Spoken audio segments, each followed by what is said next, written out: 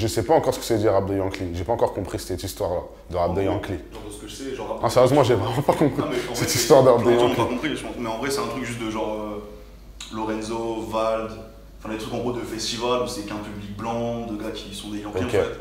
Ok, alors je trouve ça péjoratif, tu vois. Parce que, par exemple, c'est pas pour être méchant ou je sais pas quoi, tu vois. Mais ça veut dire que, par exemple, toi, vu comment t'es, sans être méchant, mais c'est du rap pour toi, ça veut dire. Tu comprends ce que je veux dire? Tu comprends?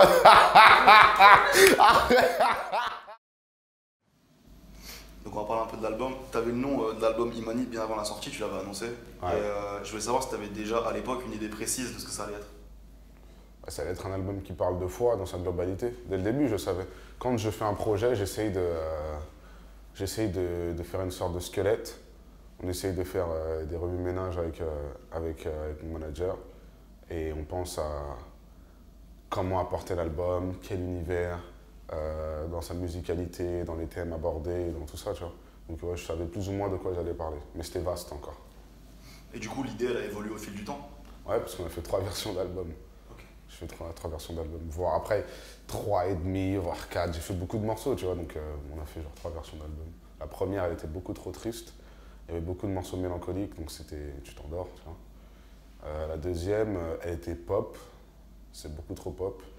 Et la troisième, bah, c'est celle-là. Et tu penses pas un jour sortir ça en mode backstage J'ai pas... J'ai pas ce truc de... Enfin, je l'ai plus. Quand c'est derrière moi, eh bien, c'est derrière moi. Après, il y a des morceaux que je peux réexploiter, retravailler de manière différente, etc. Parce qu'il y avait des textes qui étaient bien écrits. Mais certains morceaux où je me dis c'est derrière moi, ça reste derrière moi. Tu Au moment où tu changes de nom, tu enlèves le Punchanovic, il y a quoi qui change réellement ta manière de faire du rap? vois. Bah, je pense qu'il faut écouter mon EP d'avant et l'album et se dire que l'humain, il a probablement grandi un petit peu et que l'artiste a grandi après l'humain, tu vois. T'es pas crédible, sale fou, t'es pas critique, je l'avoue. Je t'efface très vite tes chavoux. Je regarde tes clips et je t'avoue qu'avec tous les boutons. Et je pense que c'est une évolution logique. Je grandis, j'ai l'époque Punchlinovic, c'est un peu les rap contenders. Je crache pas sur les rap contenders ou quoi que ce soit, mais c'est juste que c'est l'époque révolue pour moi, je vais laisser ça derrière moi. Et ce qui est derrière moi reste derrière moi, je peux revenir sur le passé. Quand on écoute l'album, on remarque qu'il y a quand même ce sorte de double qui revient un peu en force plusieurs fois. Tu vois, genre à un moment tu dis on va faire des Tripoli comme les Libyens. Enfin, c'est des petits jeux de mots qui se glissent comme ça. Ouais, c'est nul ça d'ailleurs, mais ça passait. Ça passait comme ça. C'est la limite de. Tu dis je la mets ou pas dans. Je dis oh, allez, vas-y, je la mets. Il y en a une autre comme ça, c'est mon cœur est plein d'alinéas et je tourne en rond comme un couple à Ikea. Non, ça va, c'est cute, tu vois, c'est mignon, tu vois. Ça va, ça. Mais du coup, je me demandais, est-ce que c'est plus fort que toi en vrai? Genre de voir toujours falloir glisser des petits jeux de mots, des trucs ou. Bah, c'est pas forcément un jeu de mots, le truc d'alinéa, etc. C'est juste utiliser. Là, c'était pour le champ lexical, avoir quelque chose d'assez différent sur un morceau de rap. C'est dans ce morceau-là, j'ai tout dans ma tête, tout dans ma voix, même dans mes rêves, tu sais, je suis maladroit, je tombe dans la tête, quand ça va pas, j'envoie des SOS comme Balavoine. Je trouvais que sur un morceau comme ça, avoir un champ lexical un peu différent, ça apportait quelque chose déjà. Et sur la phase de Tripoli comme les Libyens, je me rappelle pas, mais je devais juste pas avoir d'inspi et je me suis dit, allez tiens, je vais dire ça. Je me rappelle pas, mais ça devait être ça, tu vois. Donc voilà. Et quel regard tu portes aujourd'hui sur les morceaux où justement tu t'as donné, on va dire, presque exclusivement à la punchline, tu vois, où tu balançais que ça? Eh bien, ce sont des morceaux, comme je dis, c'est une époque révolue. C'est pour ça que j'ai enlevé le nom. Il y a des chansons dans l'album où il n'y a même pas de, entre guillemets, punchline. Mais je pense que le mot punchline, il a tellement évolué, mais dans le mauvais sens, au fil de ces dernières années, que je voulais vraiment m'éloigner de ça. Et pas absolument vouloir faire la punchline. La punchline, tu perds à un moment donné la sensibilité, l'émotion qu'il y a dans ta musique. Et je voulais pas qu'on perde ce truc-là qui, pour moi, est primordial. Donc, quand j'enlève le punchlineovich, c'est allez, on arrête, on met de l'émotion dans la musique, on est dans la vraie vie, on n'est plus dans. Et comme je disais, à la rigueur, je vais faire des, je sais pas, des citations, t'appelles ça comme tu veux, mais le mot punchline, je trouve qu'il est devenu trop, je sais pas, utilisé à toutes les sauces. Et t'avais pas peur de perdre ton public des vraiment premières heures qui je sais pas, qui te kiffait à fond pour la merde d'écrire des punchlines et tout? T'avais pas peur de le perdre quand du coup tu t'es dit maintenant ça évolue et on passe un truc très émotif et très sensible, tu vois? Eh bien, j'ai fait un freestyle qui s'appelle Carte Gold où je dis 12 mesures de guerre, c'était il y a 4-5 ans. Si t'aimes pas ce que je fais maintenant, unfollow-moi ou écoute mes anciens sons. C'est comme ça que je conçois le truc. Et c'est pas de manière prétentieuse que je le dis, c'est juste qu'aujourd'hui je fais ça. Et c'est moi qui dirige ma musique, je me laisse pas influencer par telle ou telle personne venant de l'extérieur. J'ai envie d'être maître de mon art, donc je suis maître de mon art. Donc si je veux faire ça, je veux faire ça, tu vois. Oui, je voulais savoir, c'est quand la première fois que tu écoutes un morceau de rap et tu dis, c'est bon, je vais faire ça, genre c'est clair, tu vois. Si je pète les plombs, quand je pète les plombs de This Is La Peste, c'est sorti. Si je pète les plombs, je me suis dit, ah ouais, ça c'est lourd. C'est le storytelling qui t'a plu un peu, non? C'est tout, c'est tout. Après, tu vois, quand t'es petit, tu comprends pas forcément les paroles. C'est sorti, j'étais en primaire, je vais être en C1, CE2, je sais plus.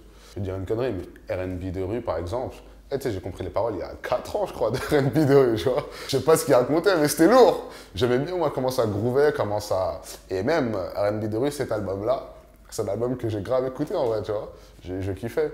Et malgré même la phrase de Booba dans Temps mort sur...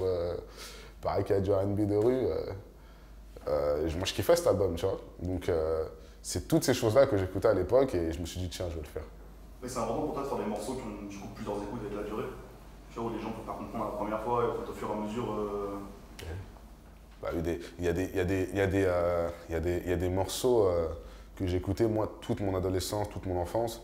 Et des fois, tu comprends les punchlines. Je sais pas, Dixon, il avait dit couteau et shit traverse les côtes pour atteindre le poumon. Mais je l'ai pas compris à la première écoute parce que tu es focalisé sur d'autres phrases, tu vois. Couteau et shit traverse les côtes pour atteindre le poumon, je trouve ça incroyable. Ou comme quand, je sais pas, Booba il disait. Casquette B, c'est dans mon auto. Parce qu'il contrôle l'accusatoire, mon logo, les joueurs de polo, les alligators. Et cette phrase elle est extraordinaire, tu vois. Mais c'était en mode, tu sais, on va se faire contrôler au faciès si on est en Cosla ou en Ralph Lauren, etc., etc., tu vois. Et je la comprends pas à la première écoute. Et c'est ce que je kiffe. Et des phrases comme je t'en sors là, je peux t'en sortir. Allez, comme quand Lino il dit un rap sans couille, c'est comme un assassin sensible. Je la comprends pas moi à la première écoute, quoique peut-être. Mais je la comprends pas forcément à la première écoute, mais c'est ce truc-là de redécouvrir, et tu te dis, oh, j'ai compris. Je veux savoir, est-ce que le Booba d'aujourd'hui, il t'inspire plus comme avant, ou est-ce que du coup, tu t'es dit, j'ai assez cité, et puis en fait, t'as pris vraiment une phrase aujourd'hui qui te parle vraiment? On va prendre le rap français actuel, ok?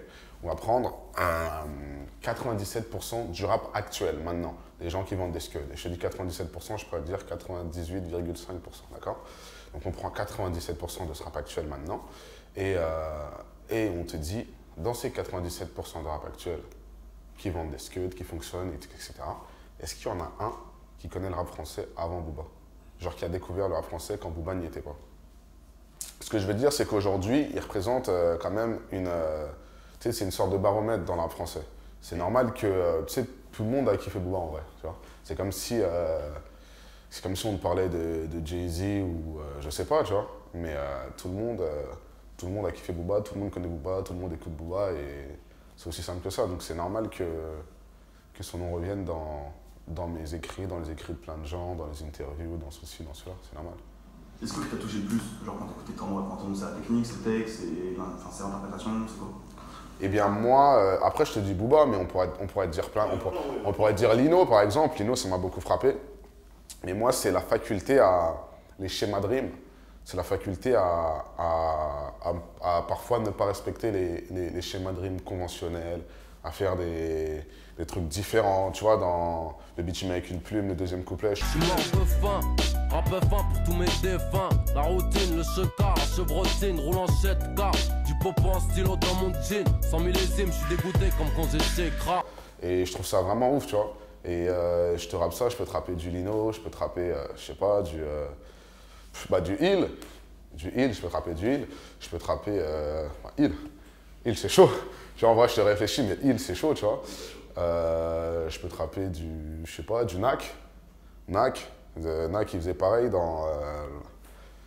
Quand je vais monter aux cieux, aucune idée. Boisseux, comme un Kennedy, je bois ce verre de Heineken et me dit que je peux mourir, soir. Putain, mais c'est chaud ça!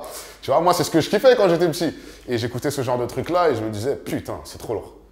C'est trop lourd. Et à côté de ça, j'arrivais à écouter des mecs qui, eux, écrivaient... j'arrivais à écouter Kennedy, par exemple. Ou Kennedy, il n'y avait pas toute cette technique, tout ce tatouin de... Mais c'était lourd. C'était droit, il allait droit au but et c'était lourd, tu vois. Bah, même Durof, par exemple. Rof, pareil, il allait droit au but. Il n'avait pas besoin de... Mais c'était lourd, tu vois. Du coup, à part Nekfeu, on va dire, vous avez tous eu des parcours un peu chaotiques, tu vois, avec la prise de temps, l'album, des trucs comme ça. Alors, ouais, ça veut dire quoi chaotique pour toi? Bah, enfin, vous avez pris du temps en fait, enfin, juste en mode genre là où beaucoup. Enfin, là tu vois, Nekfeu il a pris son temps, mais derrière il est arrivé d'un coup.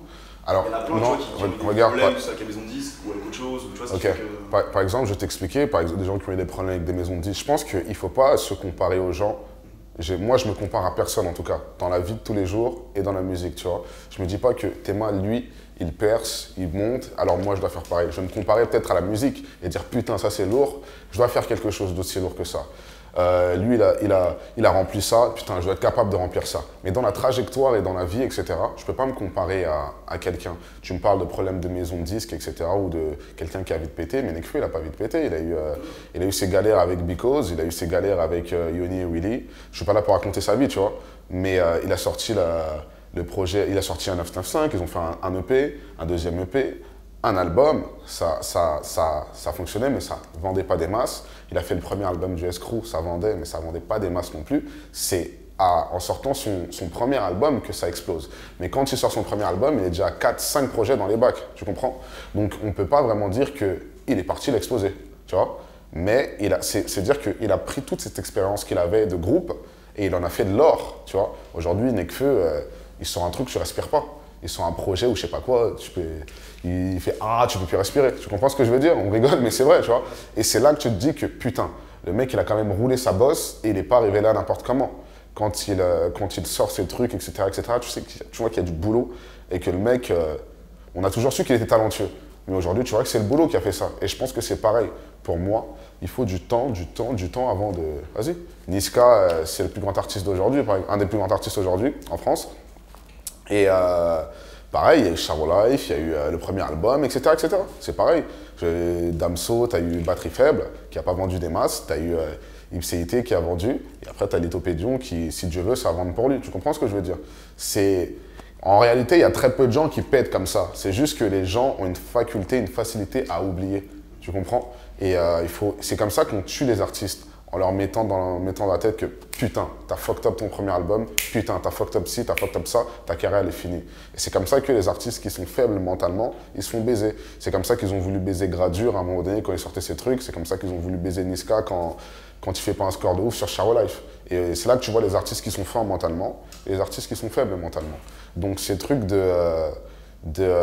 putain, il a pas vendu des masses en première semaine, il a pas fait ci, il a pas fait ça. Oh, faut arrêter les conneries, cousin. Arrêtez ça. Ouais, arrêtez, il faut travailler et le travail paye au fil des années. Eminem, premier album, ça fucked up, ça marche pas. Et ils veulent virer Dre et Eminem d'Interscope parce que ça fucked up, tu vois. Et c'est Jimmy Iovine qui dit vas-y, j'y crois, on continue, tu vois. Mais des trucs comme ça, je peux t'en sortir pendant... Vas-y. Donc il faut continuer à bosser, vas-y frère, ça va payer, tu vois. Mais tu penses quoi du coup de ce rapport un peu d'obsession entre le public et les ventes, tu vois, des rappeurs? Et bah, tu vois, je pense qu'il est...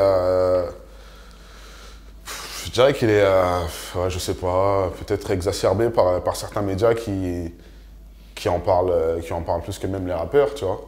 Et après, je dis pas que c'est pas important de vendre. C'est important de vendre. Mais aujourd'hui, on te parle de un tel, il a acheté du stream, un tel, il a fait ceci, un tel, il a fait cela. Eh, gros, les achats ou je sais pas quoi, etc., ça existe depuis la nuit des temps. C'est juste qu'aujourd'hui, les gens le découvrent et que certains en parlent. Et même si un tel ou un tel a acheté du stream, et que sa musique est bonne, écoutez la musique, les frères. Écoutez la musique, on s'en bat les couilles de qui a acheté, qui a ceci, qui a cela, je sais pas quoi. Écoutez la Zikmu. Les mecs, en fait, le rap, ça fascine tellement les gens que les gens, on oublie la musique. Ils en oublient là. Ils voient les... et bah là, on peut citer Booba dans sa tomate oignon quand il dit... Zama, les dernières peu, ça t'en oublie que je rappe mieux que toi. Tu vois. Et bah c'est ça, les mecs, ils oublient la Zikmu. Focalisez-vous sur la musique et vas-y, on écoute la musique, c'est tout. Sur l'album, t'invites Joke et Youssoupha. Ouais. Et des artistes qui, comme toi, ils ont pas été super actifs dans un album parce qu'ils ont travaillé de leur côté et tout. Et du coup, je voulais savoir, est-ce que c'était genre juste une coïncidence de les inviter ou c'était aussi une sorte de volonté de dire on est toujours là? Joke, il a pas été super. En fait, moi, ça me dérange ce truc de. Il a pas super actif. Non, mais il a travaillé, je veux dire, Joke, il a fait 2 années où, pareil, Tokyo, Kyoto, Ateaba, tu vois. Après, DeLorean Music, tu vois. Donc là, il prend son temps, il fait son album. Youssoupha, pareil. Youssoupha, il a une période où aussi il charbonnait comme un ouf. Chacun sa vie, tu vois. Et les featuring, c'était juste parce que je trouvais que ça collait avec l'univers de l'album. Et après, il y aurait eu d'autres featuring que j'aurais eu envie de faire, et peut-être que je les ferai par la suite, ou peut-être que je les ferai pas, tu vois. Mais c'était juste des featuring qui, je trouve, collaient à l'album. Dans le morceau Bloody Mary, du coup, c'est avec Youssoupha. Ouais. Et pour le coup, dans le projet, ça apparaît un peu comme un ovni, tu vois. C'est un truc où c'est pas du tout les mêmes thèmes qu'avant. Et tu dis au début, là, tu te dis, je suis plus du tout Imani, donc c'est quand même autre chose. Et ce que je trouve intéressant, c'est que normalement, quand quelqu'un avec Youssoupha, tu t'attends à ce que l'autre en face, il se tue à faire un texte méga conscient, méga littéraire et tout, tu vois. Et en fait, tous les deux, vous arrivez avec une alchimie et un délire un peu de viens, on se met en roue libre et on envoie juste le truc, tu vois. Ouais. Et je voulais savoir comment le morceau s'était construit en fait. Alors, Youssoupha, on a fait un morceau conscient, littéraire de base. Et c'était Oumar qui a dit non, c'est trop facile, on peut pas faire ça. Et du coup, on s'est dit, c'est vrai qu'il a raison, on va recommencer quelque chose de totalement décalé et quelque chose, une chose à laquelle les gens s'attendent pas en fait, s'attendent pas. Et on s'est dit, allez, faisons Bloody Mary.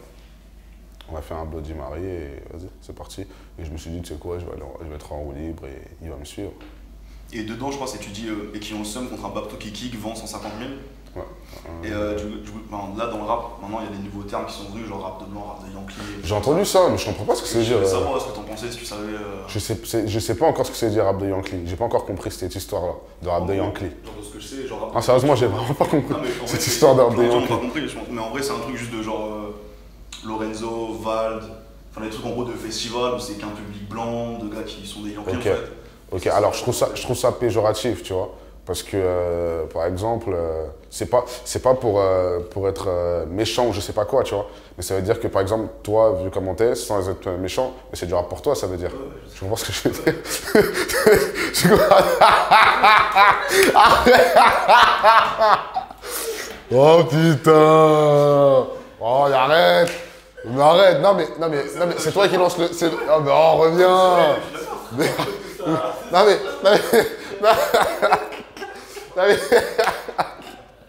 Non mais, non mais ce que je veux dire, c'est que c'est pas dans.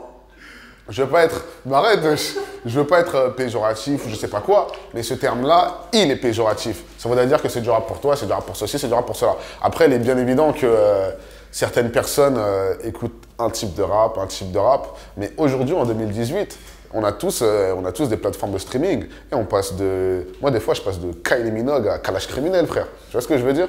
Donc, en vrai, rap de Yankee. Après, je comprends, là, quand tu m'expliques, je comprends ce que ça veut dire, mais. Et du coup, dans le morceau aussi, tu fais l'imitation de Despo Rucci. Ouais, Au début, je crois que c'était un sample.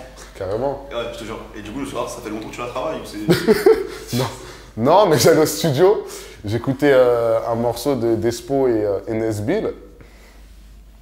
Et je me suis dit, je sais pas, ça devait être dans ma tête en fait. J'écoutais Despo et je kiffe Despo, tu vois. Et je me suis dit, vas-y, je sais pas, c'est sorti comme ça. Et je t'ai pas dit avec tous les trucs qu'il y a eu après sur Despo. On l'a fait avant le morceau. On l'a fait avant. On le fait trois mois après, il y a les trucs sur Despo et tout. Après, je me suis dit, bah, c'est lourd. Et après, c'est pas un clash, donc Non, je m'en fous, moi. Donc, c'est pas un clash et c'est un artiste que j'admire énormément. Donc, voilà. La preuve, il s'est rien passé. Donc, voilà. Sur le morceau Helsinki, donc c'est un peu le morceau, on va dire, complexe de l'album. Ouais. Donc du coup, je vais essayer de comprendre le truc. Il s'en est pas revenu. En gros, je sais pas si c'est toi qui te fais passer pour ton ex pour dire ce que tu penses, ou si justement tu fais croire ça pour en fait dire que c'est vraiment ton ex qui dit ça. Tu vois ce que je veux dire? Mais J'arrive pas à savoir. Non mais ce morceau il est écrit de manière alambiquée ce morceau-là. J'ai retrouvé les paroles, le texte, l'écrit, et je l'ai posté sur mon Instagram hier. Et j'ai vu qu'en dépit des fautes d'orthographe, eh bien j'avais déjà écrit au féminin le morceau. Je l'avais carrément écrit au féminin. Donc je mettais des « e ». C'est-à-dire qu'en l'écrivant, j'avais oublié, mais je me mettais déjà à la place de la meuf quand je l'écrivais. Dans le sens où quand je dis « je suis irrité », alors parfois je pleure de trop, j'ai mis « irrité » et « e ». C'est-à-dire que dans ma tête, je savais... En fait, cette chanson-là, c'est un message qu'on laisse sur mon répondeur. Tu vois? Et je me suis dit, même quand je l'ai écrit, en fait, je me mettais déjà à sa place, c'est marrant. Mais je l'ai vraiment écrit de manière alambiquée, dans le sens où, en vrai, tu peux pas vraiment savoir. C'est elle qui me parle, en vrai. Mais au final, tu peux dire que ce sont mes sentiments que j'ai du mal à exposer et que par fierté, je le fais passer pour un message d'une fille, enfin de mon ex en l'occurrence. Et c'est vraiment... c'est un cercle. Tu te mets à nu, entre guillemets, tu vois, là-dessus. Et du coup, je voulais savoir si t'avais pas eu peur de l'arrestation Ou genre, tu vois, si la réception, t'avais pas un peu de pression vis-à-vis de ce que les gens pouvaient dire de ce morceau, ou tu vois. Après, Pourquoi il y a des rappeurs carrés qui ont fait des... Jay-Z, il a fait Song Cry c'était lourd. Il a fait Blueprint où il parle de toute sa famille et tout ça, c'était lourd. dans la pensée, il y a un vrai problème vis-à-vis des sentiments, tu vois, de la réception et tout. Ouais. Du public, hein, je parle. Genre, tu vois, où ça change pas trop de ça. Franchement, je m'en fous. Si je devais m'arrêter à ça, je serais pas... La musique, c'est quelque chose qui vient du cœur. Helsinki, c'est une chanson, ça se voit que je l'ai écrite avec le cœur. Donc si j'écris une chanson avec mon cœur et que je peux pas la sortir, waouh, je retourne à l'école, je fais des études longues et vas-y, j'arrête les pleurs après. Parce que je ferai toujours des musiques qui sortent de mon cœur. Ça sera toujours comme ça. Du Helsinki, t'en as un là. Si ça se passe bien, t'en auras des morceaux, je dirais pas des Helsinki, mais t'auras des morceaux aussi émotionnels. Vas-y, par-ci, par-là, bien sûr. Et je voulais savoir, est-ce que la femme en question, elle t'a renvoyé un message depuis? Du tout. Écouté le morceau, non? Du tout. Ni du tout. Du coup, Helsinki, c'est aussi un clin d'œil, je crois, à Kendrick Lamar, c'est le morceau, le truc répondeur et tout. Ouais. Attends, quel morceau de Kendrick Lamar? C'est, j'ai oublié le titre, mais c'est sur Section 80, je crois. Ok. Il y a un répondeur après, je Rien à voir. pense que c'était pas une inspiration, tu vois. Non, mais... c'était pas avec ça. C'est une autre inspi de Kendrick Lamar, c'est Sing About Me. Mais Ok. Sing About Me, ouais. Mais le truc du répondeur, non. J'ai pas pensé au truc de Section ici. Mais je vois ce que c'est. Et parce que du coup, et en fait, dans la musique, j'ai trouvé que la cover d'Imani, Ouais. la couleur, elle ressemblait de ouf aux Pink couleurs Butterfly. de Butterfly, tu vois. Alors la pochette d'Imani, enfin je suis d'accord et que je te l'accorde, mais la pochette d'Imani, elle n'a pas été faite exprès. Dans le sens où c'était des photos qu'on shootait, on avait déjà la cover initiale, et c'est des photos qu'on shootait, et on s'est dit putain, je crois qu'on a une pochette là, on a une cover. Et on n'a pas fait exprès, la cover. Et dans le morceau Quelqu'un de mieux, Ouais. tu dis c'est quoi le plus lourd entre 1 kilo de péché et 1 kilo de bonnes actions? En vérité, c'est ce que je me pose tous les jours comme question. Et je voulais savoir si tu as trouvé une réponse. Tu vois l'emoji, comme ça, bah, j'ai toujours pas la réponse. Tu clôtures l'album sur on dit aussi que parfois pour punir les hommes, Dieu leur donne ce qu'ils veulent et je pense qu'il m'a rendu service en me donnant ce que je ne voulais pas. Et de quoi il s'agit? Imani, je l'ai sorti bien après la date annoncée, etc. Et je pense que c'était ça qu'il me fallait.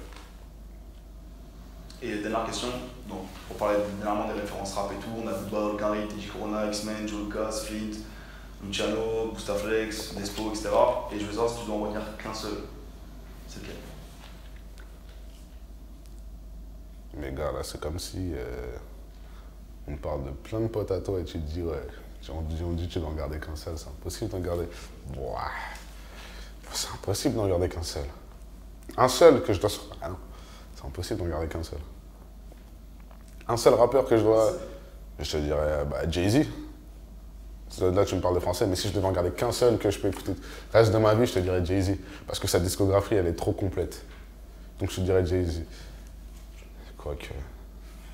Putain, c'est chaud comme question. Putain, elle est chaude cette question.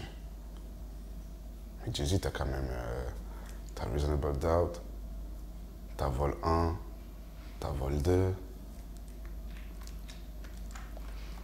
t'as Dynasty, t'as Rock La Familia, t'as Blueprint, t'as le Black Album, t'as Blueprint 1, 2, t'as le truc avec R. Kelly, t'as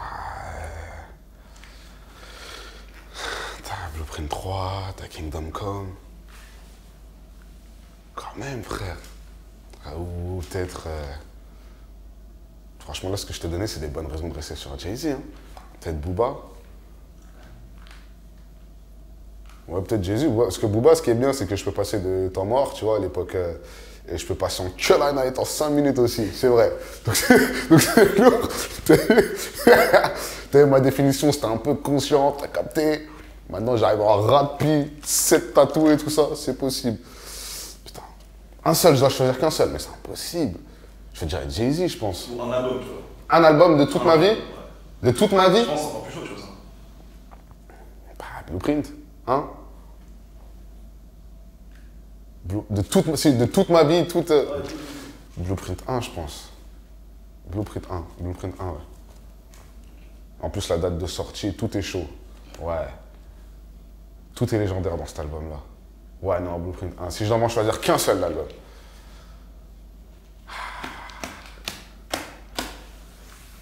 Ouais, Blueprint 1. Blueprint 1. Ouais, je crois, ouais. C'est mon dernier mot, Jean-Pierre.